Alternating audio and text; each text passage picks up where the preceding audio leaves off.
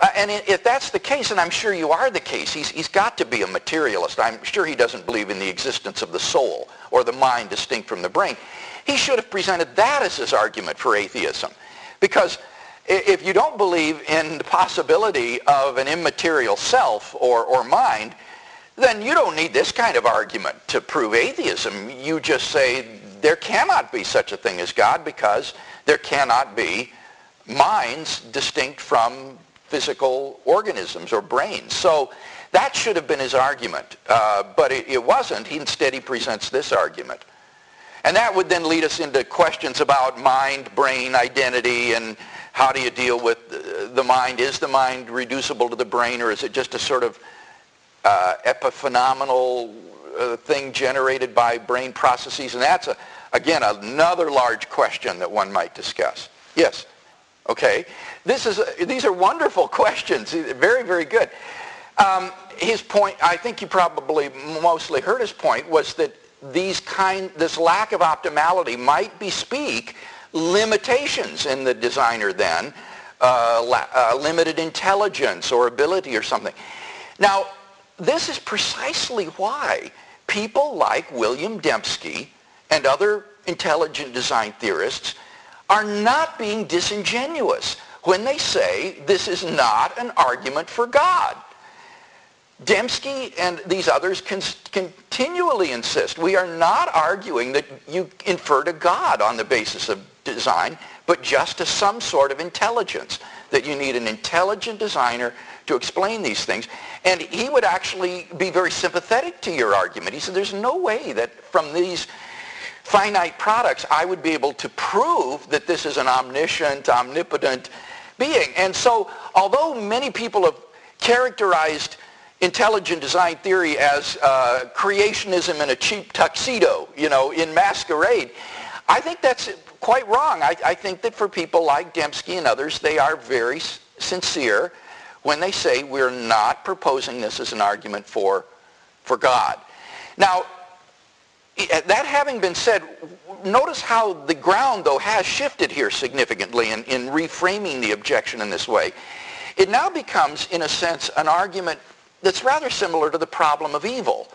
Namely, why are there these imperfections, so to speak, in the natural world if they are the product of intelligent design? And here I think what the theist will say is that although we do believe that God is the designer of the universe, he may well have reasons that for having this sort of lack of optimality in the created world.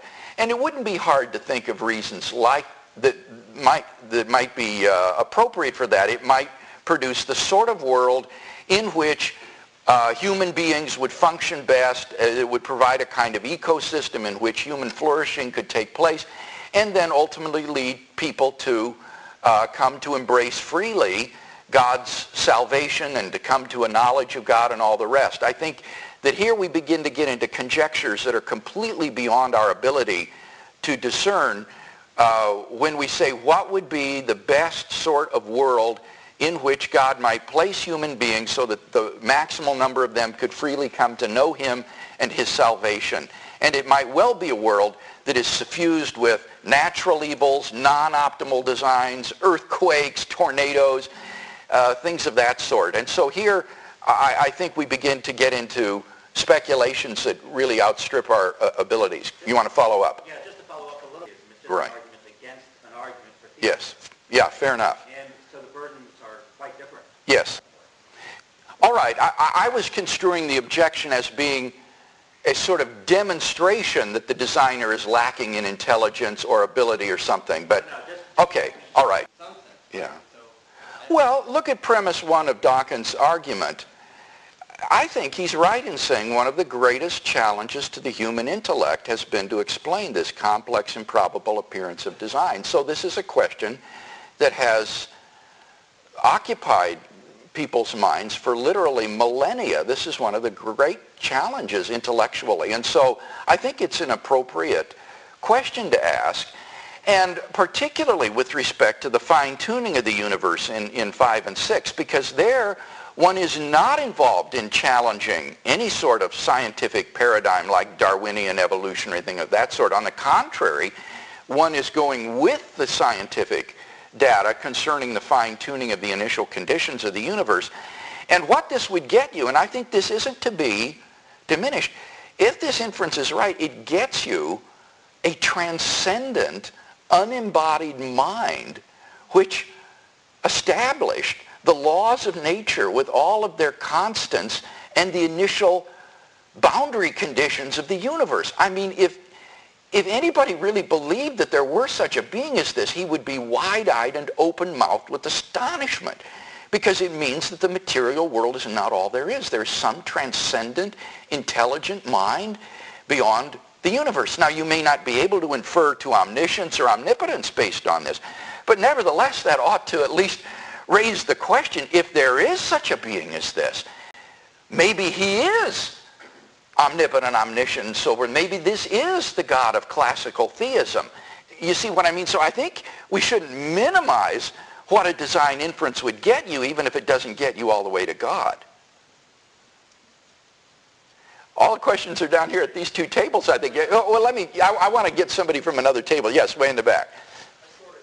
If I understand the question correctly, correct me if I'm wrong, it seems to me that what you're saying is, why is the dreaded notion of a God of the gaps unacceptable, but the idea of a naturalism of the gaps perfectly acceptable? And I do think that there is a kind of double standard there. Certainly, a God of the gaps ought to make us feel uncomfortable. This would be a God that is simply used as an ad hoc mechanism, a sort of deus ex machina, God of the machine, to plug up gaps in scientific knowledge. But you see, the hope expressed in 5 and 6 of the argument is a naturalism of the gap. It seems to me there's really no basis whatsoever physically for thinking that this hope is realistic. In fact, the best evidence of scientific theory that comes out of, say, string theory is that there isn't a kind of theory of everything that will uniquely determine these constants and quantities that are fine-tuned for our existence. And indeed, it's become something of a phenom lately in physical cosmology to talk about the cosmic landscape, which is a possible range of worlds around 10 to the 500th power. That's how many possible worlds string theory permits with respect to these constants and quantities. So there isn't any realistic hope on the horizon that there is going to be some kind of theory of physics that will uniquely determine the values of these constants and boundary conditions. And I do think it's a naturalism of the gaps that we see expressed here, and I think that it's not bad form to point this out and to press the naturalist on this. I think you're quite right. Yes. Okay, I didn't quite understand the question. You have a bit of an accent, and it was difficult for me to... You said something appeared... A documentary film. Oh, the Ben Stein film. I haven't seen it yet, and so I can't comment. But I am anxious to see it. I like Ben Stein.